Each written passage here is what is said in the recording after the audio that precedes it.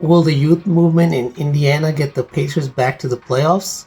Ladies and gentlemen, welcome back to my series where I've been breaking down each individual NBA team one by one to evaluate their offseason so I can give viewers an understanding of how I think their favorite teams will perform this upcoming season.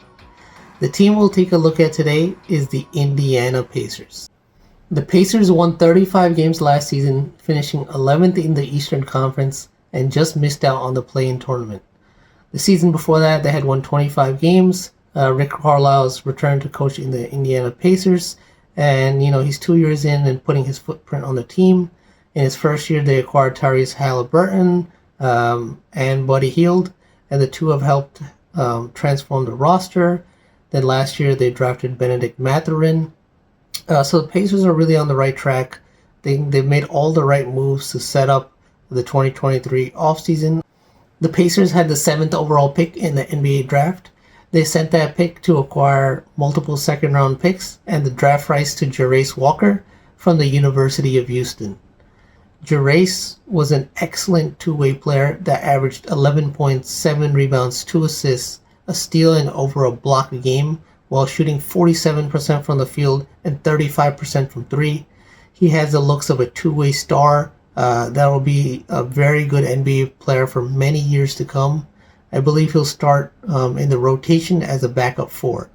Next, the Pacers used the 26th overall pick to draft Ben Sheppard from the University of Belmont.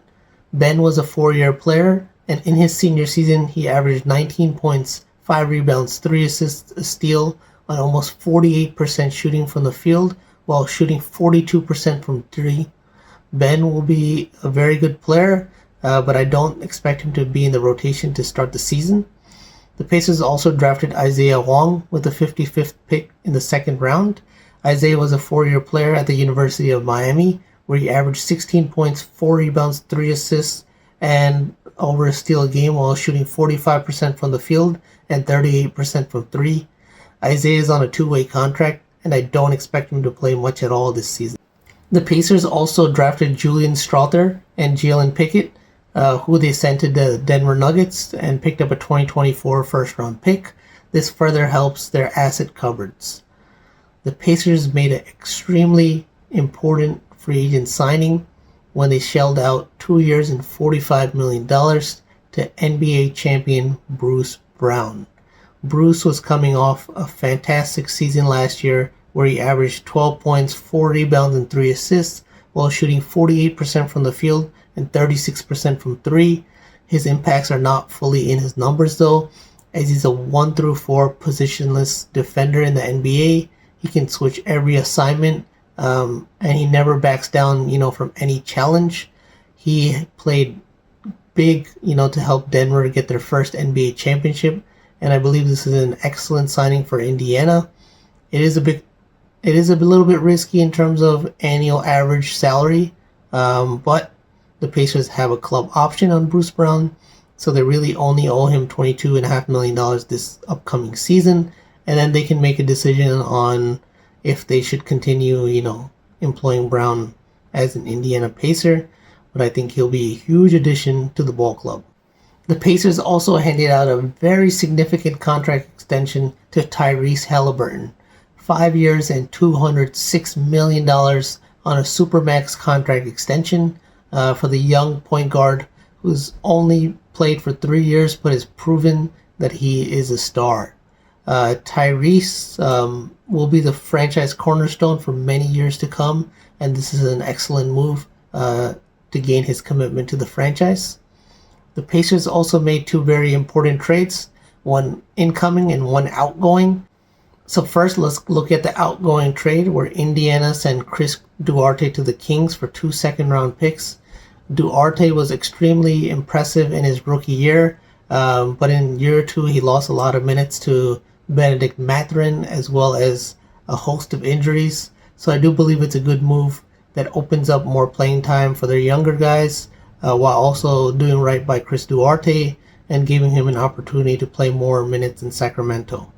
Next, we look at the trade incoming, where they acquired Obi Toppin from the New York Knicks for 2 second-round picks, and this is one of the most underrated moves, I think, in the entire offseason.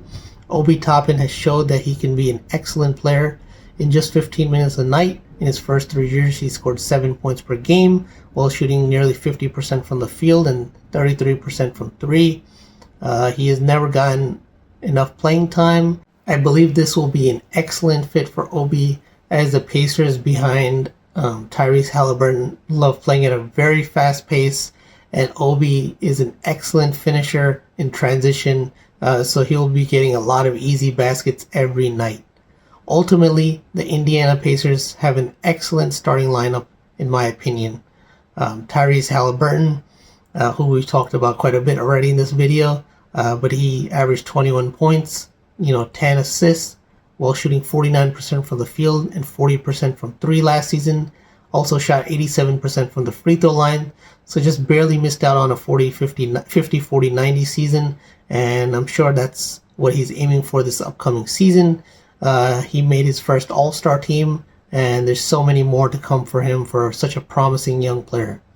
Next, we look at Bennedict Mathurin, who just in his rookie year showed that he's a very capable NBA player. He averaged 17 points and 4 rebounds while shooting 43% from the field. And he looked NBA ready from day one. He looked like he had something to prove. And I really like his makeup. I like his outlook.